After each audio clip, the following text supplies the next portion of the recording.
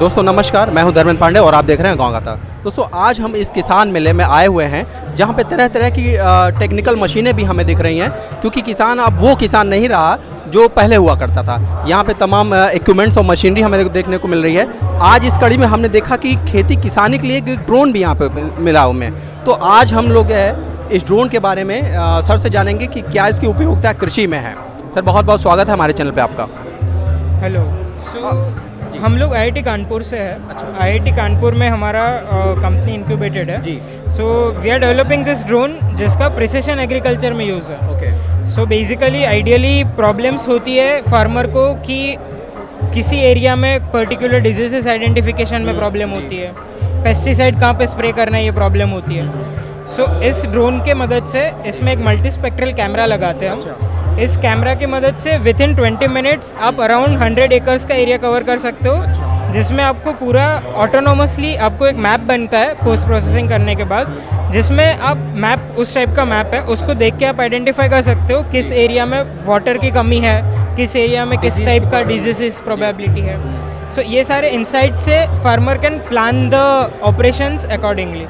तो what we have analysed is कि around 40% of savings होती है पेस्टिसाइड्स में। क्रॉप की ऑर्गेनिक ग्रोथ बढ़ती है, जो क्रॉप ऑलरेडी हेल्दी है उसमें पेस्टिसाइड डालने का कोई मतलब नहीं है। तो ये सारा इंसाइट मिलता है इस टेक्नोलॉजी। इसका बेसिकली आइडिया आपके कहाँ से दिमाग में आया कि अभी तक ड्रोन का यूज़ तो किसी और जगह हो रहा था, लेकिन एग्रीकल्चर में कितना उपयोगी ये साबित हो रही है मशीन किसानों के लिए, इसके बारे में भी थोड़ा हमारे दर्शकों को आप बताएं। असल में गवर्नमेंट का एक प्रोग्राम है national e governance programme in agriculture. उसके तहत डिपार्टमेंट ऑफ एग्रीकल्चर और आईआईटी कानपुर के बीच में एक कोलैबोरेशन है और एक प्रोजेक्ट जो है डिपार्टमेंट ऑफ एग्रीकल्चर ने नेशनल ई गवर्नेंस प्रोग्राम के तहत आईआईटी कानपुर को दिया है। तो उस प्रोजेक्ट के तहत बहुत अच्छा काम हो रहा है और बहुत नए इनोवेशन सामने आ रहे हैं और बहुत चीप टेक्नोलॉजी से बहुत सस्ते पैसे में हम किसान को बहुत अच्छा लाभ दे सकेंगे। जैसे कि अभी इन्होंने बताया कि इससे हम पेस्ट सर्विलेंस कर सकेंगे, डिजीज़ के बारे में बता सकेंगे और वो भी बहुत कम खर्चे पर।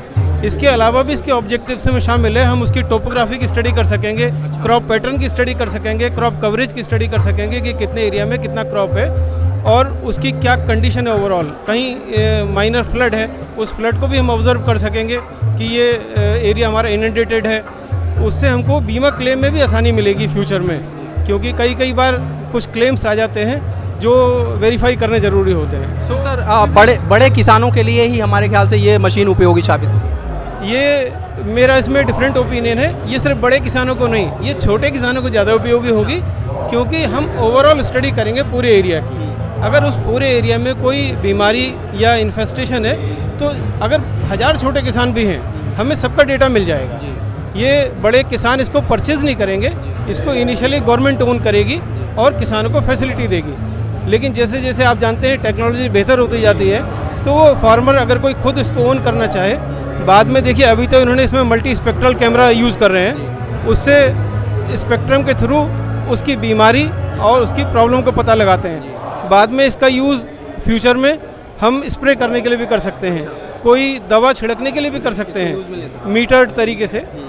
फ़िलहाल अभी जो प्रोजेक्ट है वो इसमें मल्टी स्पेक्ट्रम कैमरा लगा के उसको फोटोग्राफ कैप्चर करके उसकी डिजीज़ और crop coverage, land topography, water की कंडीशन और इनंडेशन जो है फ्लड का, वो पता करने के लिए अभी हम इनिशियल स्टेज में कर रहे हैं। तो सर एक सवाल और उपजता है दिमाग में कि अगर किसान भाई इसको ख़रीदना चाहते हैं तो उसका प्रोसेस क्या है और लगभग कितनी कीमत में उनको उपलब्ध हो जाएगा? इसके खरीदने के बारे में मैं आपको बताऊं, इसमें हमारे डिपार्टमेंट के अतिरिक्त DGCA के जो नॉर्म्स हैं उसको फॉलो करना पड़ता है और इसको प्रॉपरली ट्रेंड आदमी ही उड़ाएगा, उसको लाइसेंस वहाँ से लेना पड़ेगा। हमारे डिपार्टमेंट का और इनकी रिसर्च का तो इतना ही स्कोप है कि किसान के फ़ायदे के लिए हम एक बेस्ट टूल ईजाद कर सकें। We want to devise a best tool for the farmers facility. आगे इसको कितनी हाइट पे उड़ाना है, जैसे अभी माइनर नॉर्म्स मालूम है कि 200 मीटर तक अलाउ करते हैं and DGCA changes it's mandate. कभी वो 200 मीटर करता है, कभी वो एरोड्रम के इतने किलोमीटर के इलाके में उड़ाना बैन कर देता है। तो it is based on the security norms of the government. But basically farmers इसको परचेज कर सकता है। आप तो जानते होंगे कि शादी ब्याह में फंक्शंस में वीडियोग्राफी के लिए भी लोग इसको यूज़ करते हैं। जब इसका उपयोग वीडियोग्राफी के लिए हो सकता है तो किसानों के अपलिफ्टमेंट के लिए, किसानों के फ़ायदे के लिए, किसानों के लाभ के लिए इसका डेफिनेटली हम यूज़ कर सकते हैं। तो सर जो ये टेक्नोलॉजी है, अभी मुझे लगता है कि रिसेंटली ही एग्रीकल्चर में ये इसको अडॉप्ट किया गया है, और इसके पहले कुछ स्कोप क्या रहा है क्या यहाँ पे? देखिए, इसके पहले बहुत long back in 1990s it was tried in department of agriculture, लेकिन उस समय ड्रोन का मतलब अनमैन्ड व्हीकल नहीं होता था, that was manned vehicle, helicopter से यूज़ करने का प्रयास किया गया था। लेकिन unmanned aerial vehicle that is called drone, वो टेक्नोलॉजी अभी विकसित हुई है, कॉम्पैक्ट हुई है, छोटी हुई है और इसका पेलोड बढ़ा है।